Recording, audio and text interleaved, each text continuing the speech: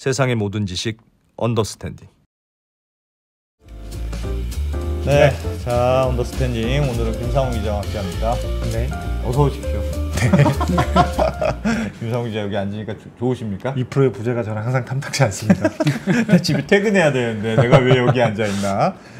전형학도 또 치사하고 오신 김상훈 기자와 함께 오늘은 부동산 얘기를 해볼 겁니다. 네. 오늘 뭐 안 그래도 이런저런 청약들 때문에 뭐 청약폼이 그냥 뭐 마비가 됐다는 등 난리가 나서 500시간 기다려야 된다는 등.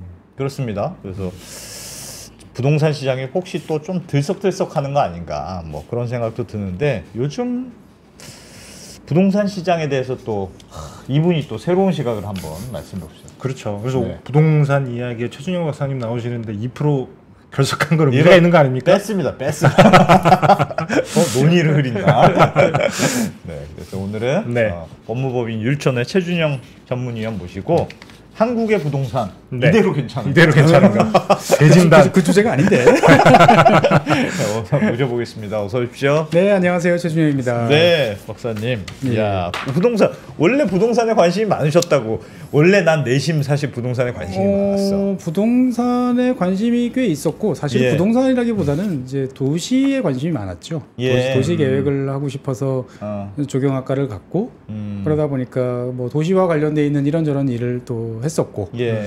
다른 한편으로 보면 이제 이런 가격과 관련돼 있는 것에 관심을 가지게 된 것은 저 개인적인 또 아픔이 좀 있어요. 예.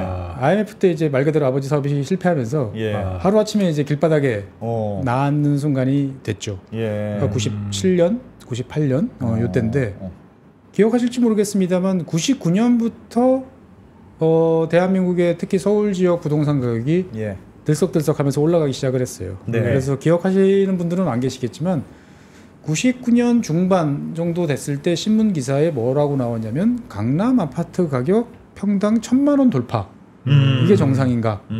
이런 기사들이 많이 실렸어요. 예. 야. 그래서 저는 당연히 집도 절도 없이 떠돌고 있던 제 입장에서 봤을 때는 이게 웬 말인가? 10만 원도 없는데 평당 1,000만 원이라는 거는 있을 수가 없다. 라고 이제 생각을 이제 했던 거죠, 보면. 예. 근데 어떻든 세상은 제가 원하는 대로 이제 돌아가지 않더라고요. 그렇죠. 예. 그런데 이제 그때 때마침 이제 대학교 선배들이 하는 모임 중에 하나가 이제 그런 이제 부동산과 관련돼서 눈 밝으신 분들이 하는 모임이 이제 있어서 저한테는 까마득한 이제 선배님들이셨는데 가면서 보니까 완전 다른 나라 이야기? 이건 도대체 무슨 세상인가? 라는 게 되게 막 궁금해지고. 예. 그때 하나 이제 몇 번 나가면서 느꼈던 건 뭐냐면은 이거를 옳다 그르다를 판단하기 전에 일단 내가 이해를 해야 된다. 근데 이해를 한다라는 것은 내가 생각하는 게 아니고 시장이라는 곳에서 정해준 가격을 내가 빠르게 이해하고 그럴 만한 게 그 가격을 줄 만한 가치가 있는지 없는지 내 판단의 실력을 좀 높여봐야겠다라고 이제 생각을 이제 하면서 그 당시 처음으로 인터넷 관련 부동산 사이트들이 등장하기 시작을 했어요. 예. 그래서 이제 나왔던 게 뭐 부동산 114, 그렇죠. 뭐 이런 이제 사이트들이 등장을 하면서 처음으로 이제 손품만 팔아도 가격을 어떤 대충 가격을 알 수 있는 이제 그러한 이제 상황이 됐죠. 그리고 때마침 이제 그때 제가 뭐 서울시에서 이런저런 용역도 받아서 이제 일을 하고 하던 시절이다 보니까 많이 돌아다녔어요. 서울시 전체를. 서울시 전체를 뭐 한강변 뭐 저 위쪽 뭐 여기는 얼마짜리구나. 네, 정말 그거를 많이 했어요. 사이버머니. 저한테는 돈이 없으니까 그냥 사이버머니예요. 딱 갔는데 이 동네가 바뀌네. 저 아파트 가격 그러면은 국평 기준으로 얼마쯤 하겠다. 그러면 이제 동네 부동산에 가서 한번 이렇게 옛날에 다 붙여놨잖아요. 이거 한번 봐보는데 내가 생각했던 것보다 너무 비싸. 그럼 왜 비싸지? 그래서 이런 일들을 그냥 몇 년을 이렇게 쭉 하다 보니까 어느 순간인가부터 이제 눈높이가 맞더라고요. 이 동네는 얼마쯤일 것 같아. 이 동네는 얼마쯤일 것 같아. 라고 생각하면은 그게 진짜 중요한데. 이제 맞기 시작을 이제 하면서 그래서 옛날 자료들하고 이렇게 맞춰보는 작업들을 하다 보니까 지금도 제가 유효하다고 생각하는 제 나름대로 규칙이 하나 있어요. 그러니까 뭐냐면은 우리가 보통 항상 부동산은 거품이다, 아니다, 뭐 여러 가지 이야기들이 나오는데 제 나름대로 판별식이 하나 있습니다. 제 나름대로 판별식이. 판별식 뭡니까? 어떤 걸까요? 그러니까 뭐 그거- 서울이라는 지역을 기준으로 보면 되게 많잖아요. 그렇죠. 근데 이제 제일 탑 클래스 말고 네. 사람들이 제일 좋아하는 지역 말고 그 다음 지역 정도. 그러니까 중산층에서 좀 가고 싶어하는 동네. 마포 이런 데. 그러니까 지금은 이제 마포 정도 될 거예요. 예. 지금은 이제 마포 정도라고 생각을 하는데 그 지역의 아파트 한 평수의 가격이 평당 가격이 그 당시 사회에서 중산층이 제일 선호하고 많이 타고 다니는 차 한 대 가격 정도다. 언제나. 아. 그러니까 90년대 같은 경우는 예. 대부분 아반떼 정도가 보통 중산층들 뭐 아니면 소나타 가격. 예. 근데 소나타 아반떼 그 사이 가격쯤이었어요. 예. 네. 한 평당 한 500만 원 정도 네. 그 차 가격이 했으니까. 그러다가 2000년대 중반쯤 되면 갑자기 소나타가 이제 국민차가 됐죠. 그렇죠. 한 3천만 원 정도 시절이었어요. 예. 네. 그래서 실제로 보면은 2006년까지 아파트 가격이 계속 올라가면서 평당 3천만 원 정도를 이제 찍었어요. 예. 그러다가 지금 서초자이 예. 예술의 전당 앞쪽에 있는 거기가 4천만 원에 분양을 했는데 넘은 거죠. 제 기준에 보면은 물론 선호하는 동네이긴 하지만 글쎄요 그 동네 그 당시 기준으로 봤을 때 보면 좀 갸웃갸웃했는데 너무 세게 썼다. 겨우 분양은 했지만 그 다음서부터 이게 내려오는 거죠. 예. 그러다가 이제 뭐 이제 08년 글로벌 금융위기 이후에 이제 부동산 가격이 상당 부분 이제 쭉 침체를 이제 했는데 예. 그 와중에 사람들의 차는 점점 비싸졌어요. 그렇죠. 예. 그래가지고 뭐 이를테면은 이제 폭스바겐 뭐 정도였다가 예. 그 다음에는 이제 뭐 BMW 3 시리즈였다가 어느 순간 이제 BMW 5 시리즈가 예. 이제 중간 뭐 대부분 사람들이 타고 다니는 뭐 520D 예. 뭐 이런 것들 뭐 그 당시에 한 6천만 원 정도 했는데 집값은 훨씬 못 미쳤어요. 그렇죠. 예. 그러다가 이제 이게 2016년, 17년을 거치면서부터 쭉쭉쭉쭉 그 차값에 이제 맞추기 시작을 합니다. 예. 그러니까 사람들이 그 당시 이제 많이 올랐다라고 생각했는데 제 예. 기준에 봤을 때는 아니 사람 소비 수준이 올랐는데 차하고 비교하면 그러니까 대충 그냥 주먹구구 방식이에요. 예. 그러니까 이제 그래서 지금 보면은 길 가다 보면 수많은 이제 억대 차량들이 예. 이제 넘쳐나지 않습니까? 예. 뭐 억대 차량까지 안 되더라도 뭐 국내 이제 제네시스나 이런 것들만 봐도 뭐 8, 9천만 원짜리 그렇죠. 그 정도 많단 하죠. 말이죠. 그러면은 그냥 이 기준에 맞춰 보면 사람들이 선호하는 동네의 한 평당 가격 3.3제곱미터 가격은 한 그 정도 가격 정도 아닐까? 라고 보면 얼추 이제 뭐 세상에. 대충 기준점은 잡아볼 수 있는 거죠 이제 예. 보면은. 예. 야, 그거 되게 재밌네요. 왜냐면 야. 구매력이랑 비슷한 구매력이랑 거니까. 비슷하니까. 그렇죠. 그러니까 언제나 집값은 비싸 보이지만 알게 모르게 사람들의 구매력은 그때 여러 가지 요인으로 이제 변동이 이제 된다라는 이제 말씀을 이제 드리고 싶은 거예요. 예. 그래서 이제 사실 뭐 2018년, 19년 이때는 혹시나 기억하시는 분들 계실지 모르겠습니다만 이제 몇 차례 부동산 강의도 했었고 숨은 고수셨구나. 숨은 고수. 예. 제가 이제 2013년에 페이스북에 쓴 글이 하나 있어요. 예. 네. 지금도 이제 때 되면은 이제 매년 성지로 어. 이제 사람들이 와서 예. 로또 당첨 기원하는 그러한 글이 하나 있습니다. 네. 어떤 글인가요? 2013년 4월인가 5월 달쯤에 아마 썼을 텐데 이제 집을 사시라. 이제 집을 사도 될 것 야. 같다. 그게 집보다 훨씬 싸진 느낌이 들 때였나요?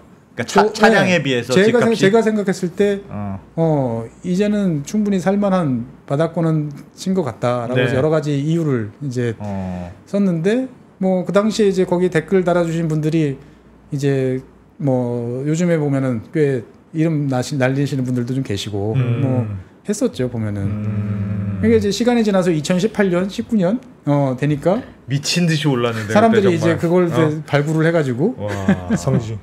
성지로 뭐 이렇게 이제 하기도 이제 했던 거죠 이제 보면은. 예. 그러니까 이제 뭐 생각해 보면 그 당시 2016년, 17년 뭐 이제 마레프 이런 거 예. 이제 처음에 할 때 6억 정도 했었죠 보면 동호수к 올라갈 수 있고. 맞아. 예, 뭐 그런 이제 여러 가지 상황들이 이제 지나온 거죠. 그러니까 사실은 저는 뭐 부동산으로 돈을 번 건 없어요. 돈을 예. 번 건 없는데 어떻든 호기심. 저는 뭐 어차피 호기심으로 똘똘 뭉친 사람이니까 오랜 시간 동안 이제 지켜보다 보니까 이제 그런 흐름들이 쭉 보이는 거고. 그래서 최근에 여러 가지 어떻게, 여러 가지 지금은 보이는 어떻게 모습이 제가 그 동안에 보던 거랑 좀 많이 다르다라는 생각이 들어서 한번 그냥 어떻게 이야기 다르다? 한번 해보려고 나왔습니다. 좋습니다. 아, 네. 지금 요즘은 사실은 한참 부동산이 좀 부진하다가 계속 네. 재건축도 잘 안 되고 뭐 전체적으로 부진하다가 금리도 높고 해서 부진하다가 조금 다시 살아나는 거 아니냐 이제. 네. 분양도 좀 들썩들썩하고 그런 분위기잖아요 지금. 그러니까 이제 보통은 보면은 이제 온기가 퍼져나간다. 보통 네. 그런 식의 표현을 많이 써요. 예. 그래서 뭐 강남이 됐든 서초가 됐든 어느 지역에서부터 나가면 이제 지역이 쭉 가서 결국 시간차를 두고 다 이렇게 뜨끈뜨끈해지는 네. 이런 게 이제 정상적인 이제 그 동안에 저도 이제 뭐 수십 년 지켜본 바로는 패턴이었는데 이번엔 좀 다르는 것 같아요. 철저하게 오르는 것만 이제 오르고 그 온기가 주변적으로 확산이 잘 안 돼요. 네. 전체적으로 오르는 게 아니고. 그렇죠. 그러니까 평균 값으로 내면 주택 가격 별 문제 없는 것 같은데. 예. 근데 이거를 쪼개서 뭐 이를테면 구단위 예. 또는 동단위 이렇게 보면은 퍽퍽 뛰는 동네들이 이제 보이는 거죠. 예. 그러니까 이제 2년 전이 상당히 부동산이 안 좋았죠. 이제 2022년 네. 뭐 이럴 때 네. 갑자기 금리 인상되고 막 그러면서 이제 훅 떨어졌는데 그 이후로 지금 시간이 지나서 보면 정고점을 회복한 동네들이 주 구 단위로 보면 꽤 많아지는 데 비해서 아직까지 그때의 정고점의 85%도 회복 못한 그런 지역들도 여전히 있단 말이죠. 과거 같으면 앞선 동네들이 이만큼 정도 올라가주면 가면 좀 따라가야 되는데 이미 따라갔어야 될 동네들이 있는데 동네들이 못 따라가는 경우도 있고 그 다음에 따라가는 동네인데 뭐 구라든지 이런 큰 단위가 아니고 철저하게 단지 단위로 예. 쪼개서 이제 올라가는 이제 그러한 모습들이 이제 보이게 된다라는 모습이 예전하고는 상당히 다르다. 그러니까 전체적인 뭐 큰 거시 지표 그 다음에 그래프 이런 것들을 봤을 때 보면 오해할 소지가 좀 있을 수 있다. 상당히 헷갈리는 그런 상황이다. 사람들이 좋아하는 동네가 있다는 뜻이네요. 좋아하는 집, 좋아하는 동네. 언제나 사람들이 좋아하는 동네는 있어요. 예. 새 집이 많이 들어서는 동네입니다. 새 집. 강남 좋아하시잖아요. 꼭 강남이라기보다는 강남 뭐 다 좋아하죠. 그러니까 저는 그렇게 생각해요. 새 집이 많이 들어서는 동네는 예. 항상 그 시절에 핫해요. 네, 어디가 됐던. 그리고 그 새 사람들이 핫하게 해서 몰려들었던 유효 기간은 한 10년쯤 갑니다. 그러니까 보통 신축 아파트 단지들이 쭉 모이는 동네들이 처음에 들어가면 좀 정신 없어요. 그렇죠. 뭐 정리도 안 되고 뭐 버스 노선도 제대로 안 들어 있고 뭔가 좀 복잡합니다. 그러다가 이제 한 2년, 4년 정도 지나고 나면은 이게 이제 한 텀 이제 돌고 나면 뭔가 동네가 정비가 되고 분위기가 안정이 되면서 사람들이 이제 진짜로 좋아하는 동네들이 돼요. 그래서 그 약발이 한 8년에서 10년 정도 보통 가는 것 같아요. 예. 그러니까 1기 신도시 기준으로 보면 처음에 입주하고 난 다음에 한 10년쯤 지난 그러니까 90년대 초반에 입주를 이제 했는데 2000년대 초반에 천당 밑에 분당이라고 많이 그랬었고 예. 일산도 상당히 이제 선호되는 좋았죠. 그런 지역이죠. 근데 이제 10년이 지나면 보통 주택들이 이제 늙어가기 시작을 합니다. 그렇죠. 예. 그래서 이제 세월의 무게와 반면에 그 동네가 어떻게 변하고 앞으로 더 변할 건지에 대한 미래에 대한 가능성이 경합을 벌이는 시기가 보통 그때쯤이에요. 10년에서 15년짜 정도 되는 거죠. 예. 그러면서 이제 이게 주변 지역이 좋아질 것 같아. 그 지역에 뭔가 새로 들어왔어. 그 지역에 변화가 계속 일어나. 그러면 살기 좋은 동네라는 인식이 확산이 되면서 그 지위를 당분간 더 유지를 해나가는 동네들이 되는 거고 예. 만약에 그런 거 없다 생각하면 그냥 주택만 점점 늙어가는 동네가 되다 보니까 이제 그래프가 이제 밑으로 꺾어지는 이제 이러한 주기를 이제 보통 겪어요. 대부분의 지역에서는.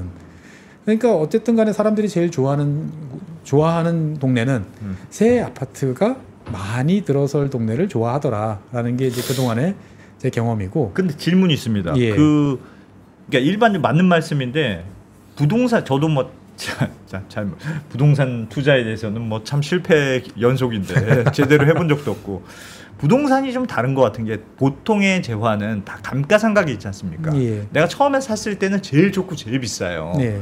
시간이 지나면서 그게 낡잖아요. 예. 그래서 가치가 떨어지는 게 일반적인데 예. 부동산은 낡은 아파트이고 시간이 지날수록 가격이 떨어지는 게 맞는데도 불구하고 안 떨어지는 이유는 예. 그 땅이 갖고 있는 희소성. 그러니까 집이 낡아도 땅의 가치가 여전히 그렇죠. 있으니까 이거는 낡은 아파트로 설명이 안 되는 가격들이 나오는 거지 않습니까? 그렇죠. 그러니까 땅도 있지만 사실은 하나를 더 생각하셔야죠. 그 집에 살면서 누릴 수 있는 편익이라는 게 분명히 존재하지 않습니까? 예. 지하철역 어디 판에서 갈 수 없잖아요.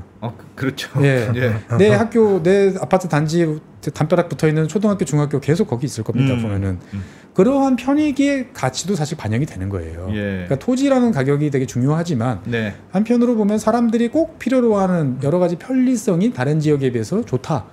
그렇죠. 라고 그걸 하는 포함한 가치도- 게 이제 토지 가격이죠. 여기 예. 딱 있는 거니까. 그렇죠. 그렇게 보시면 되고. 어. 그러니까 보통 이제 이 주택에 관한 이야기를 하다 보면 상당히 여러 가지 이야기들이 이제 되게 이제 많은데 예. 저는 이제 특히나 이제 아파트라는 걸 보면은 꼭 물리학에서 말하는 빚, 빚과 같은 것 같아요.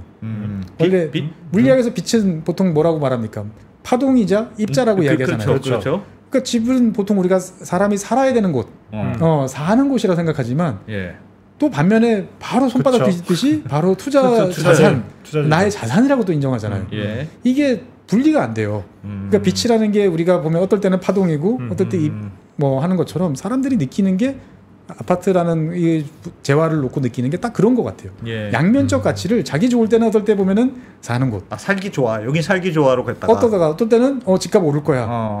투자 가치가 있어라고 또 바로 또 이야기를 한단 말이죠. 예. 이거를 사람들이 분리하고 싶어 하지만 분리가 안 되는 안 되죠. 이제 그런 특성들이 이제 좀 있다. 예. 그러니까 이런 것들을 좀 염두에 이제 두고 보면 여러 가지가 좀 많이 바뀔 가능성이 있다라고 이제 저는 좀 말씀드리고 싶습니다. 지금 그러면 그 말씀하신 두 가지 중에 사는 게 좀 더 포인트가 돼가고 있다고 보시는 거예요? 그러니까 사람들이 이제 내가 살고 싶은 집이라는 것들은 기준이 계속 바뀝니다. 예. 그러니까 뭐 동부 이촌동이나 이런 오래된 옛날에 좀 잘 살았던 동네 오래된 아파트 가보시면 네. 다 아시겠지만 이상하게 작은 방들이 한두 개씩 있어요. 하나씩 있어요. 예. 이게 도대체 뭐지? 식모방이에요. 그렇죠. 식모방 있어요. 네. 식모방. 네, 식모방 있어요. 어. 거의 아마 요즘에 성인 남성들은 거기 다리 펴고 못 자요. 네, 대각선으로 누우면 딱 맞을 정도? 네. 그런 방들이 하나씩 있어요. 그러니까 예전에는 그러한 그래 내가 당연히 식모 써야지. 그러니까 식모가 생활권 동선하고 겹치지 않고 부엌 옆에 네. 일 봐줄 수 있는 방이 하나 있으면 좋겠어. 그게 당시에는 좋은 모델이었다는 거죠. 근데 지금 2024년에 사람들이 원하는 주택의 기준은 많이 바뀌었어요. 그렇죠. 예. 뭘까요? 일단 기본적으로 차값이 올라와서 그런지 내 차는 소중하니까 엘리베이터, 주차장. 주차장. 지하 주차장이 당연히 있어야 그렇죠. 되고 지하 주차장과 연결되는 당연히 엘리베이터가 있는 게 최소한의 조건이라고 저는 보여줘. 많은 사람들이 생각하는. 왜 한숨 쉽니까? 지하 주차장 있는데 엘리베이터가 이어져 있지 않았습니다. 그렇죠. 그러니까 지상에 주차장이 있더라도 지하 네. 주차장은 있어야 되고 그렇죠. 예. 지하 주차장하고 바로 엘리베이터로 연결되면 좋겠다. 근데 요런 주택들이 등장한 시기는 1990년대 후반쯤입니다. 네. 네. 그러고 이왕이면은 이제 지상에 차가 없으면 좋겠다. 네. 그다음에 뭔가 커뮤니티 시설이 있으면 좋겠다. 있으면 좋겠다. 점점 요구 사항들이 요즘 그거죠. 많아지는 수영장이 거죠. 있는지 골프 연습장이 있는지 그렇죠. 그런 거죠. 그런 그렇죠. 거를 따진다는 거죠. 그러니까 그렇게 따지다 보니까 서울 시내에 있는 집은 언제나 똑같이 있는 것 같지만 막상 살 집을 내가 들어가서 살 집, 내가 좋아하는 집을 찾는 사람들 입장에서 봤을 때는 예. 느낌이 꼭 서울 시내에 집이 점점 없어지는 것처럼 느껴지는 게 2024년의 모습이에요. 그러니까 무슨 말씀이냐면은 서울 시내에 있는 아파트 중에서 제일 많은 아파트는 언제 지어진 아파트일까요? 꽤 됐을 것 같은데요. 제일 예. 많은 아파트는 한 30년 보통 됐을 보통 것 같은데요. 서울 시내에 있는 그렇겠죠. 아파트들 중에서 제일 많이 제일 1990년대? 아파트가 많아진 거는 1990년대에 지어진 아파트예요. 그렇죠. 예. 한 93년에서부터 한 96년 그럼 딱 30년 됐네요. 그 상태까지 30년 된 아파트들이에요. 그 30년 된 아파트들이 전형적으로 지하 주차장은 있으나 지상에 연결이 안 돼. 연결이 잘 안 된. 예. 그리고 보통 아파트들이 이제 25년 정도를 지나면 배관이라든지 맞아요. 여러 가지 문제들이 생긴단 말이죠. 맞아요. 그러니까 제가 이 말씀을 드리는 이유는 뭐냐면은 예. 2018년 정도였으면 그때 지어진 96년 정도 지어진 아파트들은 예. 아직까지는 살만한 괜찮아. 조금 고쳐서 하면은 좋아. 예. 라는 이야기를 들을 수도 있는 사람에 따라 다르지만 그러한 평가를 받는 집이 있었다는 거죠. 그런데 2024년 기준에서 봤을 때 보면 굳이 난 별론데 원치 않는 주택으로 바뀐다는 거예요. 그 집은 똑같은 주택이지만 사람들의 마음속에서 리스트에서 지워지고 있는 거예요. 그게 예. 그냥 단순히 집이 낡아서 그랬을까요? 아니면 왜 예전에 그런 말이 있었잖아요. 반포에 무슨 주공 아파트 뭐 이런데 진짜 낡았지만 야 여기 깔고 앉아서 네가 이게 몸테크야 몸테크 깔고 앉아서 버티고 있으면 이게 가격이 어마어마해질 거야. 그렇게 버티는 사람들이 꽤 있었단 말이에요. 그렇죠. 근데 지금 말씀하시는 걸 들어보면 이제는 몸테크보다는 몸테크는 진짜 이제 몸테크 못하겠어. 시대는 지났어요. 못하겠어 이제 무조건 예. 좋은 집으로 가자. 아니 왜냐하면은 그전에는 몸테크를 한다고 그러면은 그 예. 몸테크를 하는 집이 그래도 조금 고치면 예. 살만한 집이든지 아니면 재건축이 되든 재개발이 되든 대충 한 자리 숫자 이내만 내가 버티면 예. 될 것 같아 라는 생각이 있었어요. 기대감이 있어야 되는 거예요. 그리고 그런 걸 선택하시는 분들의 연령이 비교적 낮았어요. 결혼도 빨리 하고. 그러니까 이를테면 내가 몸테크해서 뭔가를 해보겠어. 그러면은 30대 초반. 이 정도에서 내가 40대 정도는 되겠지라고 이제 생각을 해서 들어가셨던 거죠. 예. 그런데 실제로 점점 시간이 길어집니다.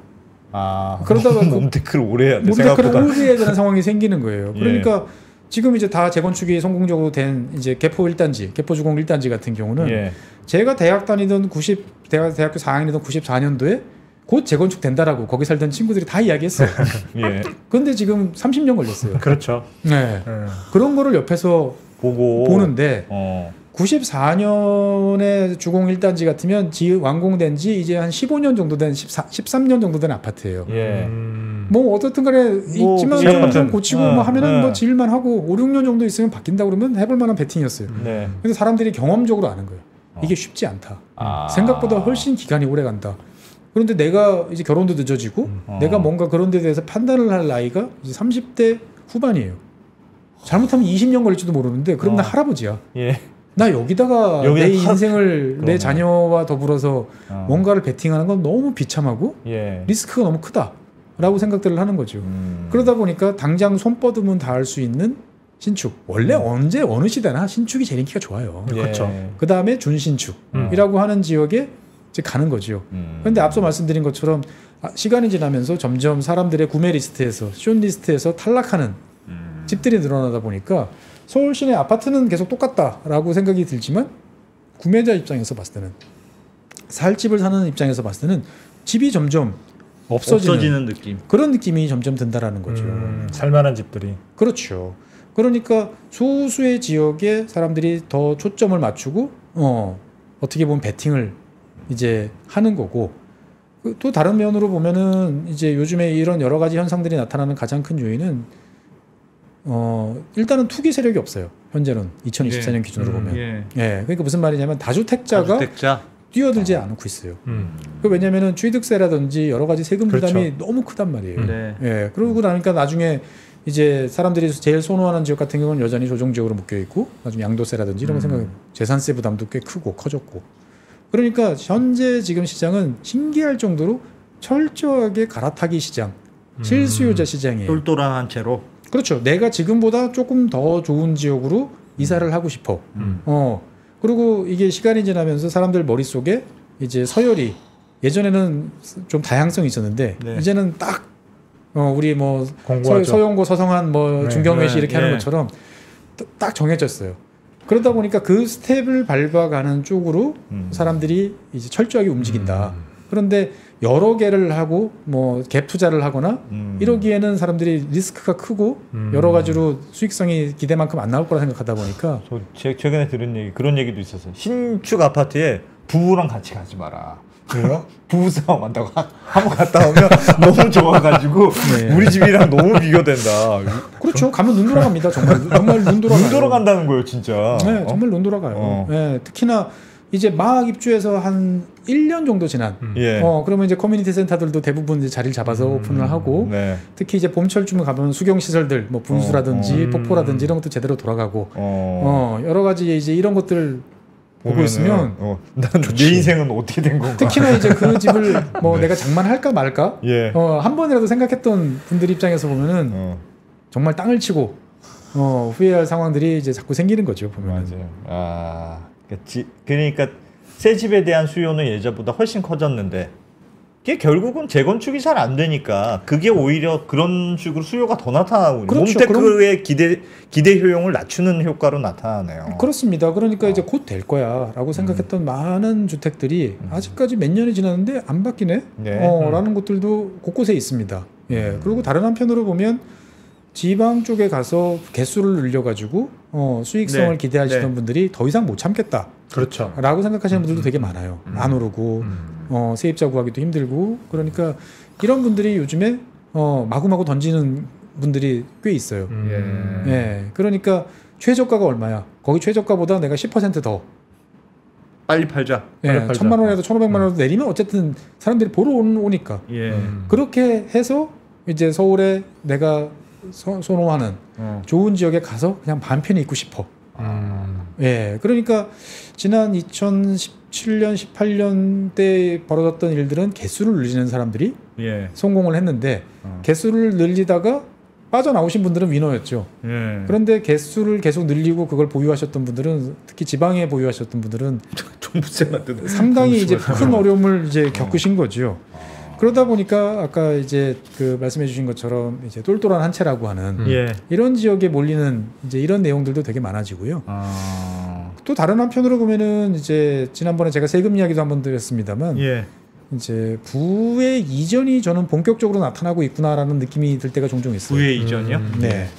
그러니까 이제 젊은 친구들한테 부모님들이 돌아가시거나 징여를 하거나 이렇게 들어오는 부가 이제 들어오다 보니까 예.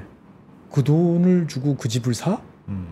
라고 하는 게 충분히 가능성이 있는 이 수요층도 늘어났다. 그러니까 지금 30대 초반이다라고 예. 하면은 몇 년생이죠? 1990년대. 그렇죠. 90년 뭐 92년 예. 뭐 이 정도 이제 기준이라고 보는데 저희 때만 해도 저는 70년 72년생인데 예. 저희 때만 해도 보통 뭐 3명, 4명 뭐 이렇게 했어요. 형제 자매들이. 예. 예.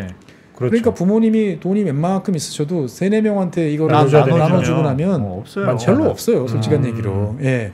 그런데 지금 세대들 같은 경우 보면 지금 30대 초반, 20대 후반, 30대 초반 이쪽 세대 같은 경우는 자녀가 둘이든지 한 명이 하나든지 그러면 양쪽에서 이를테면 외동끼리 결혼했다 생각해 보십시오. 그렇지. 그러면 양쪽에서의 부가 이 집으로 하나로 깔때기처럼 모이는 거예요. 그렇죠. 예. 그러면 이 뭐 금액을 뭐 어떻게 볼지 모르겠으나 예. 이 그런 깔때기를 밑에 있는 요 세대 입장에서 봤을 때 보면은 남보다 이만큼 위에서 시작하는 거예요. 그렇죠. 예. 그러니까 나는 좋은데 하지만 너무 가격이 비싸라는 거에 대해서 그걸 극복하고 뛰어넘을 수 있을 만큼의 도약을 할 만큼의 밑에 발 디딤돌이 자기 앞에 이제 있는 경우들이 있는 거죠. 젊었을 때부터. 그렇죠.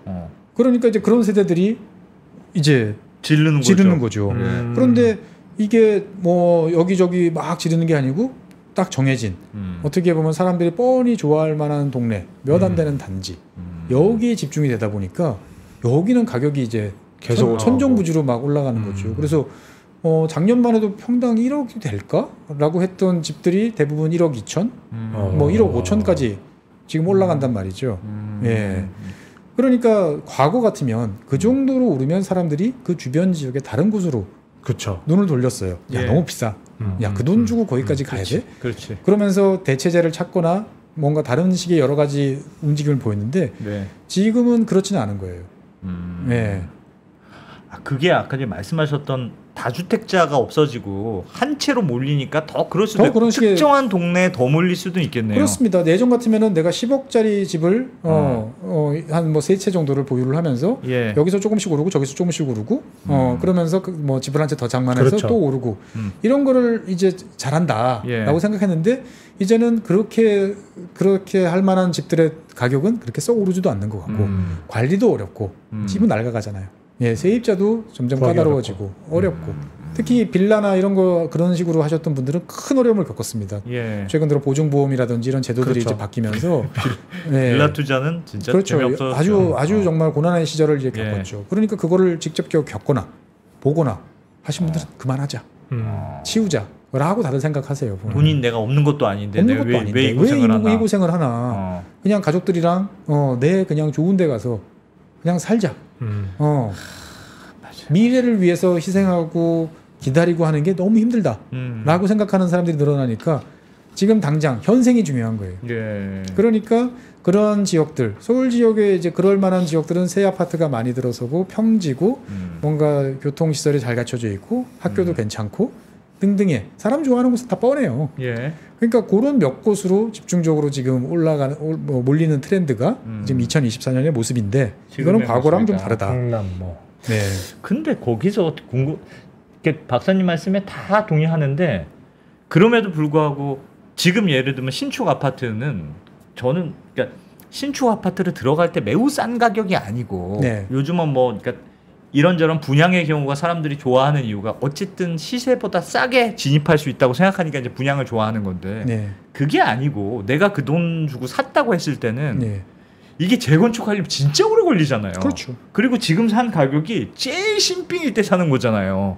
그러면 이 가격이 앞으로 계속 높아질 수 있을까에 대한 퀘스천이 있을 것 같은데. 퀘스천이 있지만 예. 한편으로 봤을 때 주변을 둘러보니까 새 집 들어서기가 만만치 않아졌다라는 걸 다들 느끼는 거죠. 새 집, 요 동네 새 집은 여기밖에 없을 거야. 들어설 만한 동네 보니까 몇 개 없고 저 동네 예전엔 기대했는데 지금은 별로 아닌 것 같아. 그러다 보니까 되게 재밌는 현상이 언제나 서민들의 동네로 생각되던 잠실이 예. 지금은 아주 워너비 동네가 됐단 말이죠. 예. 이게 사실은 되게 독특한 현상이에요. 왜냐하면 잠실 같은 경우는 이제 입주한 지가 벌써 20년이 넘은 아파트란 말이죠. 네.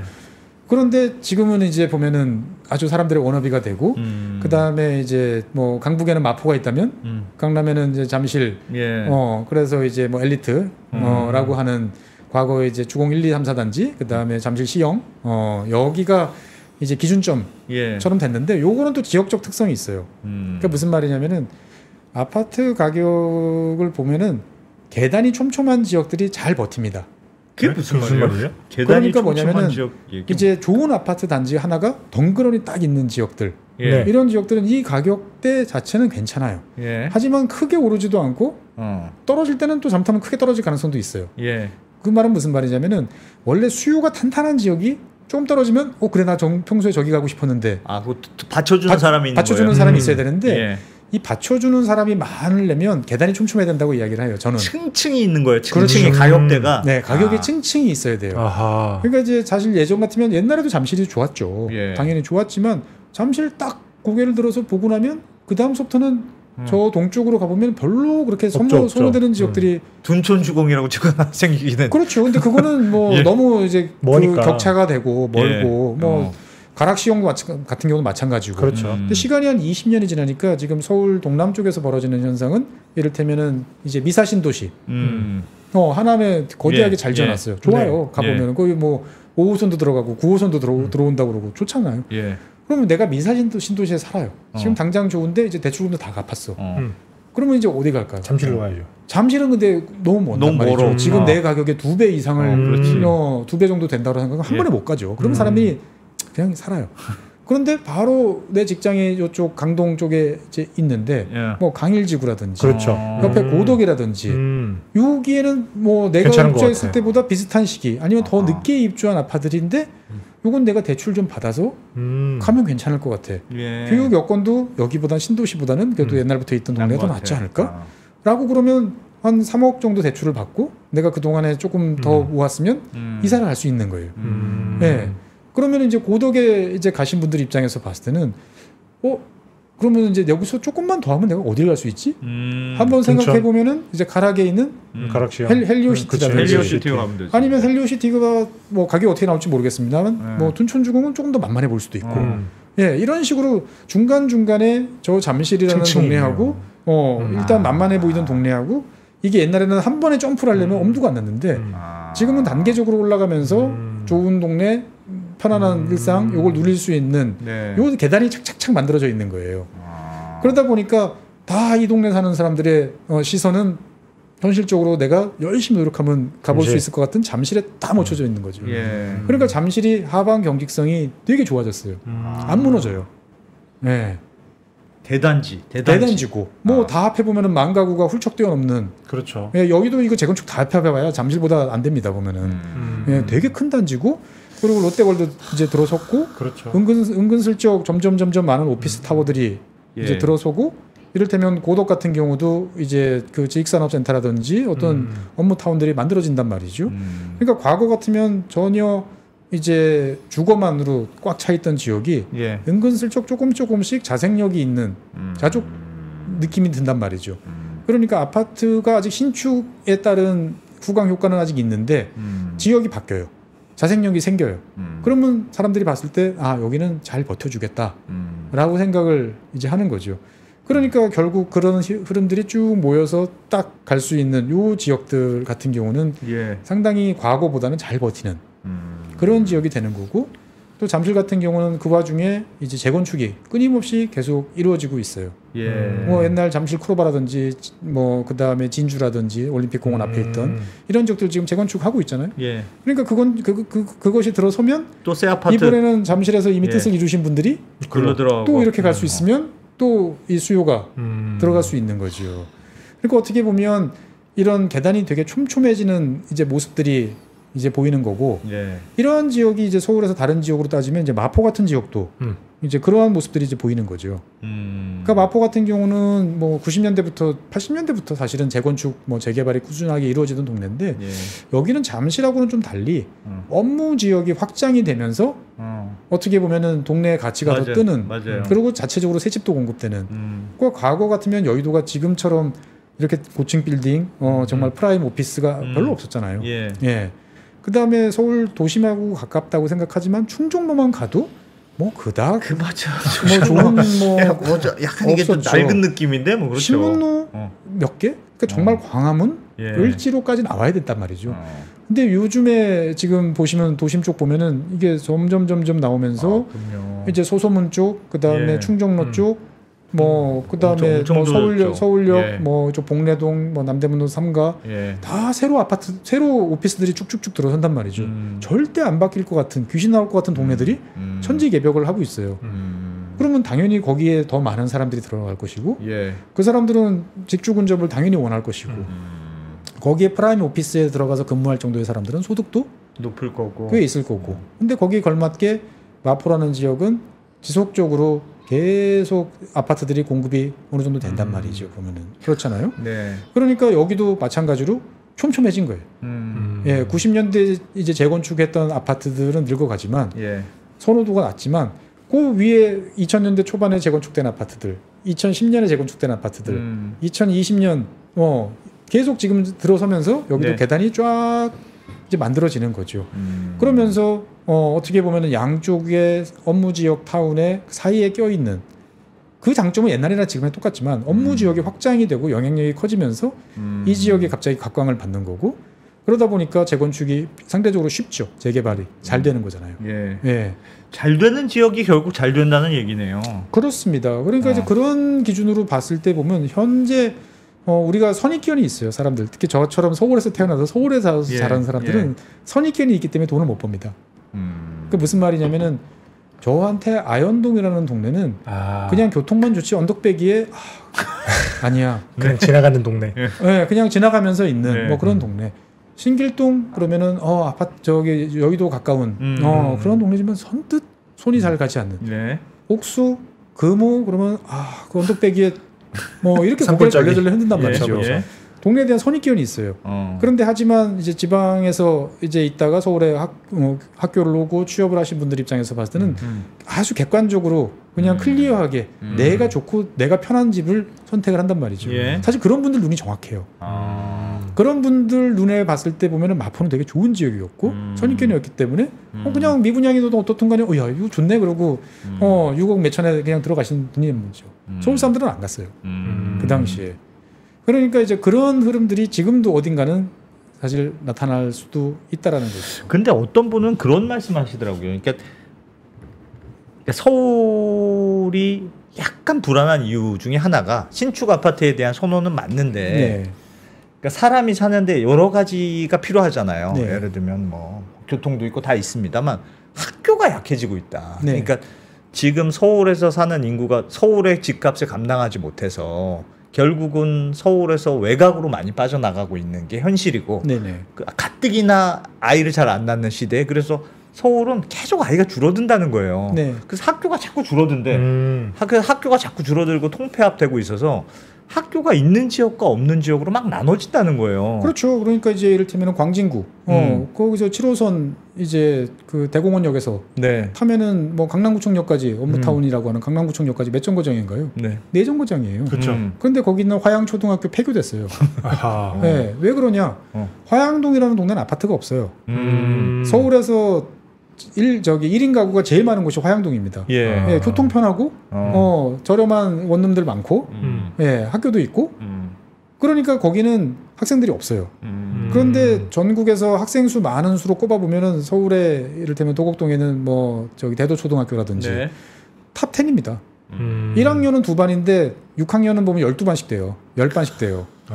주변 지역에 아무리 애가 없어도 그 지역에 되는 지역은 또 그 지역에 되는 갈 사람들은 또 몰려온다라는 거죠. 그러니까 어떻게 보면은 아까도 처음에 말씀드린 것처럼 예전이면 먹고 살만한 동네, 괜찮은 동네면은 같이 시간차를 두고 다 이렇게 떠올랐어요. 떠오르는 수준이 좀 달랐을 뿐이지. 네, 네. 근데 지금은 그런 게 아니라는 거예요. 진짜 좀 진짜 아주 세밀하게 봐야 되겠군요. 세밀하게. 그러니까 뭐 이를테면 어느 구가 다 뜬다 이렇게 예. 이런 건 아니란 말이죠. 그러니까 요즘에 뭐 많은 분들이 좋아하시는 성동구. 예. 그러면 뭐 성수동도 있고요. 예. 금호동도 있고. 성수동 홍수동도 있고. 출근 지하철 밖에까지 줄 쓴다는. 그러니까 이제 보면은 뭐 성수 같은 경우는 이제 고층, 초고층, 예. 뭐 트리마자라든지 이런 것도 이제 있는 거고. 그 다음에 옥수 금호 같은 경우는 지난 20년 동안 재건축을 통해 가지고 어떻든 예. 많이 새 아파트가 바뀌었고, 많죠. 새 아파트도 많고, 한강도 보이고, 무엇보다도 한 정거장이면 이제 강남까지도 올 수 네, 있다라는 네. 이게 새삼스럽게 인식이 되니까 좋아요. 하지만 그렇다고 해가지고 행당이라든지 저쪽 전통적으로 우리가 성동하면 생각나는 동네들은 네. 또 그만큼의 맞아요. 가치는 인정받지 맞아요. 못한단 말이죠. 그러니까 뭐 왕십리 센트라스 같은 경우도 더 될 것 같은데 안 되는 이제 이런 느낌들이 있단 말이죠. 그러니까 철저하게 쪼개서 나눠서 보는 예 그런 쪽으로 간다라는 거죠. 그러니까 지금 내가 그냥 그런 거 신경 안 쓰고 시장 다니기 편하고 그냥 보통 그럭저럭 살겠어라고 생각하면 예. 선택지가 꽤 있어요. 그런데 그게 아니고 아까 말한 것처럼 이제 빛처럼 어쩔 때는 입자고 어떨 예. 때는 파동인 것처럼 이 두 가지를 다 고려를 해보면 선택지가 점점 줄어드는. 지금은 약간 본격적인 상승기가 멈춰 있어서 그런 거 아닙니까? 이게 예를 들면 금리가 낮아지고 네. 다시 부동산이 붐업이 되면 또 달라지지 않을까요? 그러니까 제가 생각했을 때는 이제 보통 부동산은 세 가지 요소로 옮긴다고 그러죠. 예. 이제 수급, 그 다음에 금리, 그 다음에 심리 이 세 가지입니다. 네. 근데 지금 상황으로 보면 금리는 전혀 아니고 플러스는 아니에요. 수급 상황은 별로 플러스 아니에요. 별로 좋지는 않아요. 별로 좋지 않아요. 특히 서울 지역 같은 경우 별로 좋지는 네. 않은데 그러다 보니까 현재 움직이는 거는 심리예요. 심리라는 게 아까도 말씀드렸지만 현생에서 내가 지금 당장 편하고 좋은 데 살고 싶어라는 욕구가 증가하고 사회적으로 깔때기로 이제 돈이 몰리다 보니까 내가 마치 돈이 있는 것처럼 생각되는 세대들이 많지는 않지만 있어요. 그런데 원체 빡빡한 그 몇 개 안 되는 예. 그 지역에 경쟁이 벌어지는 거예요. 그러니까 이게 가격이 튀면 전체적으로 가격이 튀는 것 같은 느낌이 들지만 그거는 딱 그 성 안에 있는 돈 있는 사람들 몇몇 성에 국한된 이야기지 그 온기가 밖으로는 잘 안 나온다는 거예요. 예. 생각해보면 요즘에 DSR 때문에 가지고 있는 게 실탄이 없는 사람들 사실 집사기도 쉽지 않잖아요. 그렇죠. 여러 가지로. 그러니까 어쨌든 지금 상황은 이제 여러 가지 요인이 겹치면서 일부 지역에 변동이 나타나고 있다. 그래서 이를테면은 이제 신생아 대출 이런 것도 인해서 한 뭐 6억, 7억, 8억 정도 되는 집들에서 이제 움직일 수가 있는 여기 집을 사겠다는 수요들이 일부 나타났고 그럼 여기 있던 사람들이 이제 다음으로 옮겨갈 수 있는 지금 연쇄적인 작업이 쭉 한쪽에서 일어나고 있고 그 다음에 초고가 아파트 쪽에서 또 일부 나타나고 있는데 양쪽 다 공통점은 제가 느끼기에는 실거래자, 실입주를 생각에 둔 사람들이 페이스를 주도하고 있다 보니까 다주택자처럼 폭발력은 없어요. 네. 근데 시장이 그렇다고 죽지도 않고 그 수요가 차근차근 나타나면서 끌고 간다는 말이죠. 그러니까 이거를 가지고 무슨 급하게 무슨 대책이나 정책을 쓰기도 되게 애매하고. 예. 그렇죠. 예. 예. 아 지금 시장이 안 되지. 지금 이제 약간 안개 속에 있는 재건축을 많이 해줘야 되겠군요. 새 아파트를 많이 공급해야 되겠군요. 사람들은 새 아파트에 너무 그렇다 말씀하셨던 대로 예전에 새 아파트라고 하면 예전 기준의 새 아파트는 지하 주차장에서 엘리베이터 타고 바로 올라갔네. 와 네. 진짜 편하다. 이거였는데 요즘은 그렇죠. 여기 키 놓고 있으면 바로 문 열리고 그거였는데 지금은 무슨 커뮤니티 센터 이런 거라는 거예요. 그렇죠. 그게 없으면 수영장 있어야 되고 그거 한번 경험하면 그걸 또 뒤로 못 돌아간다는 그렇죠. 거예요. 그런데 이제 재건축 재개발을 빨리 해야죠. 사실은 예. 사실은 서울 오늘 뭐 이야기는 주로 서울 이야기만 제가 하고 있습니다만 전국 대도시 중에서 아파트 비중이 제일 낮은 동네가 서울이에요. 광주 같으면 한 80% 정도가 아파트에 사시는데 예. 서울은 절반 조금 넘나? 빌라도 많고 예, 층층이 많으니까 어떻게 보면 계층이. 제일 돈 많고 제일 사람도 많이 사는 동네인데 예. 의외로 사람들이 선호하는 주거 형태는 잘 공급이 안 되는 곳이 서울이에요. 예, 그러면 서울에서 공급하는 방법은 결국 재건축, 재개발밖에 이제 없는데 잘 아시는 것처럼 이제 건축비가 너무 많이 올랐죠. 단기간에. 그러다 보니까 선뜻 사람들이 아직까지는 이것을 수용을 잘 이제 못하고 이런 단계고 이것을 과연 이제 분양가로 녹여낼 수 있을까라는 거에 대한 두려움도 좀 있는 거고. 네. 집값이 우상향한다고 하는 믿음이 있어야 사람들이 또 재건축하겠다고. 그렇죠. 근데 우상향한다는 믿음은 다 있지만 단기적으로 너무 그래프가 치솟으면 선뜻 겁나지. 못한단 말이에요. 지금 이제 그런 상황이고 건설사 입장에서 봤을 때도 지금 굳이 억지로 상황 안 좋은데 그렇죠. PF에 물린 것도 많은데 그러다 보니까 수주를 안 하는 거죠. 아주 선별적으로 수주를 이제 하다 보니까 공급이 이제 줄 수밖에 없는데 저는 이제 시간이 좀 지나면 결국 건설사들도 어떻게든 이제 다시 또 돈 벌어야 되지 않습니까? 그렇죠. 예, 그러면 또 수주할 수밖에 없고 지금 뭐 사실 사람들이 옛날에 짜장면 3,000원 하다가 야 짜장면 한 그릇에 8,000원 말이 돼? 라고 하지만 지금은 그냥 8,000원이면 그렇구나 그러고 또 먹잖아요 보면 그래. 가격이 익숙해지는 순간이 찾아와요.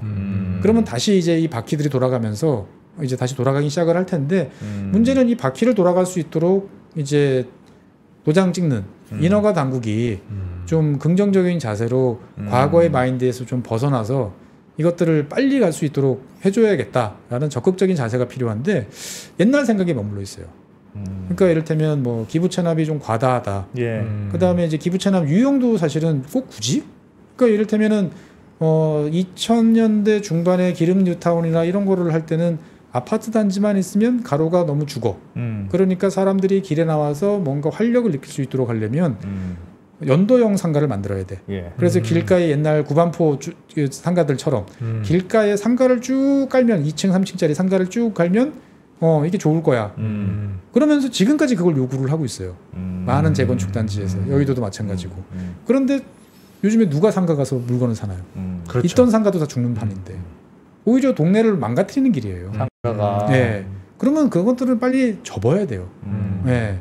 그런데 이 도시 계획을 하시는 분들은 과거의 어떤 자기들 패턴에서 못 벗어나서 예. 그거를 그대로 계속 강요하는 경우들이 되게 많단 말이죠. 누가 그 사람들한테 그런 권한을 줬을까? 생각해보면 좀 모호한 면도 있고 다른 한편으로 보면 이제 어떻든 간에 이 가격이 계속 올라가고 소수의 어떤 특정 지역이 뾰족해지는 거는 바람직하지 않아요. 사회 전체적으로 봤을 때. 이거를 뭉툭하게 만들고 이것을 넓게 퍼져나가려면 서로가 양보할 건 양보하고 타협할 건 타협하면서 지금 상황에서 맞는 문제를 극복을 해줘야 되는데 그럴 생각들이 전혀 없어요. 엉뚱한 미적인 요소를 따지고 있고 엉뚱한 다른 요소들을 따지면서 사업 진행을 전체적으로 지연시키는 그런 일들이 여기저기서 지금 벌어지고 있는 곳이 많이 보인단 말이죠. 그렇게 되면 그 피해는 결국 누가 보느냐? 잘 사는 사람, 돈 많은 사람들이 보는 게 아니고 이 사람들은 그렇죠. 2, 3년 늦어지면 돼요. 예. 그런데 그 여파로 인해 가지고 과거보다 참다 못한 사람들이 그래 도저히 내가 특 A급은 아니지만 그럼 A급 여기라도 가겠다라고 하면 여기가 오히려 뛰어버리면서 전체적으로 이제 보면은 또 한 번에 어려운 시장 상황을 만들어낼 수도 있는 거죠 보면은. 근데 저는 그러니까 이제 이게 결국 정해진 룰을 맞추고 기다리면 승인이 나고 예. 3년 있으면 관리처분 인가가 나고 다시 거기서 한 1년 정도 있으면 철거가 시작돼서 갈 수 있어 라는 어떻게 보면 사람들 속에 마음속에 시간표에 대한 신뢰를 줘야 네. 되는데 네. 지금은 그게 무너진 상태예요. 근데 이런 그러니까 공급이 많아지고 좋은 매물이 많아지면 시장이 안정되고 뭐 좋은 집이 많아지니까 가격도 싸지고 에브리바디 해피한데 사실은 그 과정에서 재건축을 정부가 이게 자꾸 규제하는 이유가 지금은 그러니까 조금 어떻게 보면 부동산 시장이 조금 안정된 시기잖아요. 지금은. 그러니까 근데 안정된 시기에 사람들이 집을 안 짓죠. 근데 부동산 재건축을 좀 활성화되면 그게 기폭제가 돼서 확 끌어올리는 그렇죠. 효과를 내. 그럴까봐 못하는데 그 단기적인 두려움. 그 두려움이 너무 크죠. 예. 그런데 이제 전 세계에서 보통 이제 사회주택이나 공공주택, 공공임대주택을 연구하시는 분들이 제일 많이 가시는 곳이 어디냐? 오스트리아 수도인 빈입니다. 비엔나. 예. 여기는 정말 유럽 전체적으로 봤을 때도 아주 저렴한 임대료를 부과하는 집들이 되게 많아요. 예. 물론 이제 시유지가 많기 때문에 그렇게 지을 수도 있지만 제가 이 동네는 어떻게 이렇게 싸? 라고 보면 빈 정부에서 나오는 여러 가지 자료를 읽어보면 딱 답은 하나입니다. 예. 끊임없이 짓습니다. 끊임없이 그냥 끊임없이 지어요. 리노베이션해서 다시 층수를 올리던 부수고 새로 짓던 어떻든 간에 주택 경기와 상관없이 공공이 공급해야 될 물량 뭐 어떤 다른 방식으로 공급하던 물량 이걸 꾸준하게 공급을 합니다. 그렇기 때문에 전체적으로 봤을 때 도시도 계속 활력이 유지되고 어떻게 보면 사람들도 조금씩 늘어나고 그 다음에 주택 가격도 안정화되는 거예요. 시장 상황에 모든 거를 다 맡겨놓고 나면 시장이 좋을 때 오히려 그렇지. 뒤늦게 되면서 문제가 생겼다가 네. 한꺼번에 꼬꾸라지는 냉탕 온탕을 우리가 여러 번 겪었잖아요. 그러니까 어떻게 보면은 이런 것들을 꾸준하게 공급될 수 있도록 예. 상황이 좋아 안정화됐어 라고 했을 때 적극적으로 가야 되는데 이럴 때 잡아놓지 못하고 이럴 때 어떻게 보면 추진 주체들의 어떤 여러 가지 고민도 깊어지고 예. 할 때 인허가 당국이 그거를 그러지 말고 좀 잘하세요. 지금 그래도 우리가 도와줄 때 빨리 하시는 게 좋아요라고 하기보다는 옛날식 마인드를 가지고 여러 가지 까다로운 조건을 걸고 수용하기 애매한 그런 것들을 이야기를 하면서 전체적으로 끌고 가는 것은 잘못됐다라고 저는 보여지는 거죠. 어떻든 간에 사실 많은 분들이 인구가 줄고 뭐 여러 가지 말씀들을 많이 하십니다만 사람들은 줄더라도 좋아하는 집들은 사실은 똑같아요. 그렇죠. 그냥 네. 깨끗하고 좋은 집이죠. 깨끗하고 좋은 집이 있으면 좋겠다라는 생각은 다 하는 거예요. 예. 그러니까 그러한 깨끗한 집이 여기도 공급되고 저기도 공급되고 이렇게 있으면 예. 굳이 내가 저 멀리서 낯선 동네까지 가서 이거를 해봐야 되나? 뭐 돈도 마찬가지고 그런 네. 상황에서 네. 그 동네에서 뭔가 순환이 되면서 이렇게 갈 수 있는데 지금은 이제 그렇지 않은 상황이 연출이 지금 되고 있단 말이죠. 대부분의 재건축, 재개발 시장들은 스톱된 상태고 예. 이제 한강변 몇몇 지역에서만 힘겹게 이제 이거를 끌고 간단 말이죠. 보면은 그러니까 사람들이 과거 같으면 눈을 안 돌릴 그런 사람들까지도 이제는 다 시선이 한 곳에 모여 있으니까 예. 여기가 얼마래? 이게 전국 뉴스가 돼버리는 거죠. 원베일리가 얼마래? 원펜타스가 얼마래? 이건 사실 좋은 이야기는 좋은 현상은 당연히 아닌 거죠. 보면은. 그러니까 어떻게 보면은 저는 이제 가격의 안정이라는 네. 것들을 유지하기 위해서는 어떻게 보면 정상적인 수준의 가격 변동들은 감내를 하고 열어주면서 지금 이제 가야 되는 타이밍인데 지금 상황은 그렇지 않다 보니까 우리가 일상적으로 생각하던 거하고는 상당히 다르다.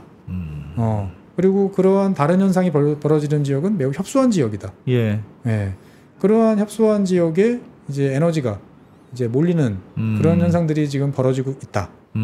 그리고 서울 전체적으로 봤을 때 보면 몇몇 지역들 계단이 촘촘하게 잘 마련돼 있는 이러한 지역들에 대한 선호도가 높아지면서 전체적으로 봤을 때도 또 약간씩의 변화들이 그래서, 발생한다 정도로 요약할 수 있겠습니다.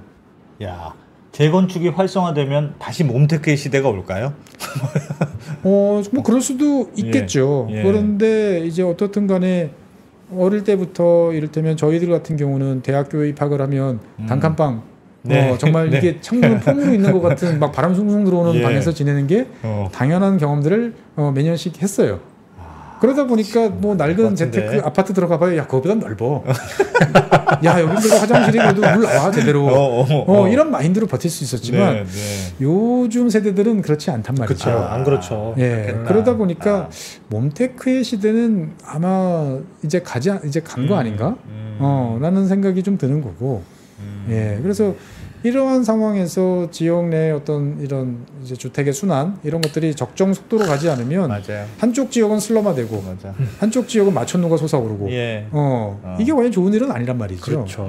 예, 그러니까 단기적으로 여러 가지 상황들이 좀 걱정이 되긴 하겠습니다만 뭔가 조금 큰 시야에서 멀리 좀 바라보고 갔으면 좋겠는데 벌써 또 타이밍을 놓치고 있는 거 아닌가라는 좀 안타까움이 좀 있어요. 당분간은 하여튼 이런 동네별 양극화 이건 좀 심해지겠네요. 그러면 일단은 그게 지금 재건축이 다 한꺼번에 막 풀리진 않을 테니까. 그렇죠. 그러니까 어떻게 보면 이제 그러한 것들에 대해서 뭐 내가 여러 가지 생각이 있으신 분들 입장에서 봐서는 여러 가지로 조금 고민을 많이 하셔야 되는 내가 살기 좋은 것 같고 이 동네 괜찮은 것 같아 라는 마음의 평가도 중요하지만 다른 사람들은 어떻게 바라볼까 라는 거에 대해서도 일정 부분 신경을 좀 쓰시면서 좀 왜 이거는 내가 사는 곳이기도 하지만 나의 또 자산이기도 하다 보니까 어떨 때는 파동 어떨 때는 입자라는 사실을 염두에 두면서 좀 유연성을 좀 발휘하시는 게 좋다 이런 생각이 좀 듭니다. 보면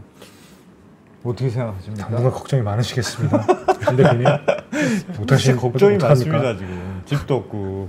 네, 그러니까 이제 뭐 좀 말랑말랑한 사고가 좀 필요하다라는 게 제가 이번에 일본에 이제 갔다 왔는데 갔다 왔을 때 느낀 점은 도쿄역 주변이 많이 바뀌었다. 어떻게 바뀌었습니까? 27년 만에 바뀌었는데 고층 건물이 참 많아졌다.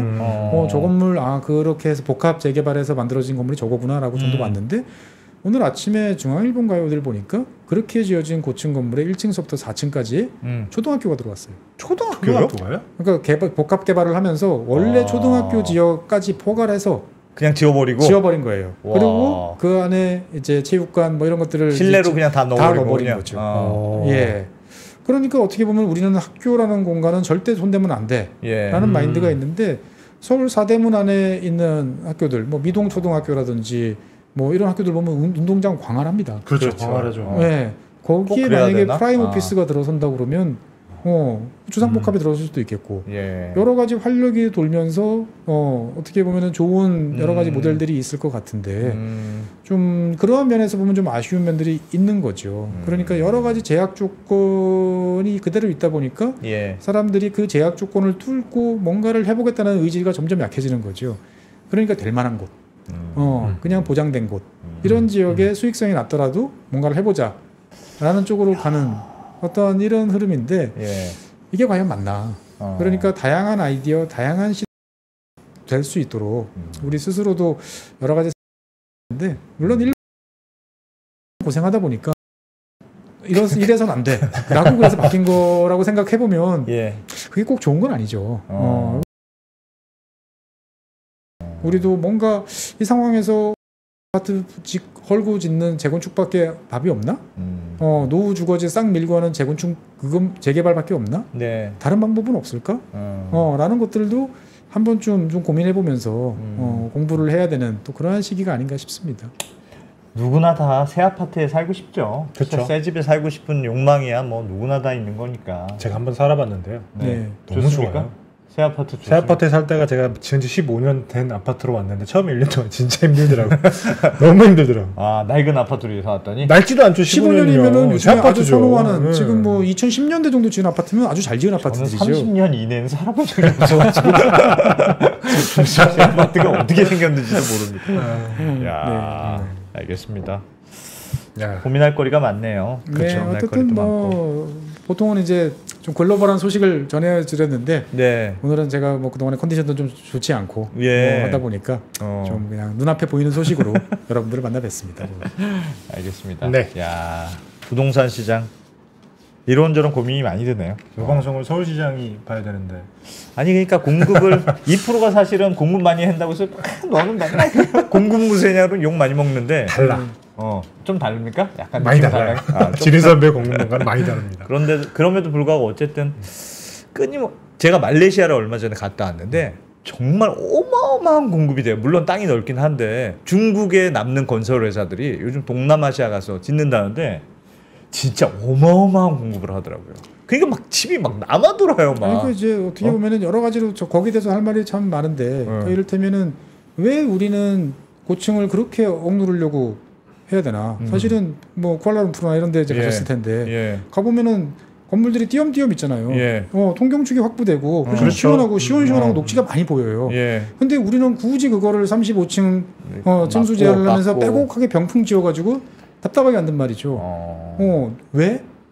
라는 질문에 대해서 물론 49층을 넘어서면 우리나라 입장에 50층부터는 이제 초고층으로 분류돼서 여러 가지 소방 설비라든지 이런 게 많아지니까 지으라고 해도 안 지어요. 그러면 그 안에서는 얼마든지 다양성을 짓고 뭔가 그런 쪽 시원시원한 느낌이 들면서 서로가 이 옆에 그 빈틈을 통해서 서로가 다양한 풍경을 누릴 수 있는 쪽도 좀 긍정적으로 봐주면 좋겠는데 전부 병풍으로 지어놓은 다음에 거기다가 색깔을 이걸 칠해라, 뭐 베란다는 삭제를 해라. 왜 그래야 되는지. 이거 건축가 빼고 나면 그거 좋아하시는 분들은 누굴까? 사실 이 자리에 그런 거 건축 그 결정하시는 도시계획위원회 위원분들을 불러서 한번 여쭤보시는 게 어떨까? 알겠습니다. 그런 생각이 좀 듭니다. 제가 한번 모시겠습니다. 한번 모셔서 도대체 왜 그러시나 한번 들어보겠습니다. 네. 자, 법무법인 율천의 최준영 전문위원이었습니다. 고맙습니다. 잘 들었습니다. 감사합니다. 감사합니다.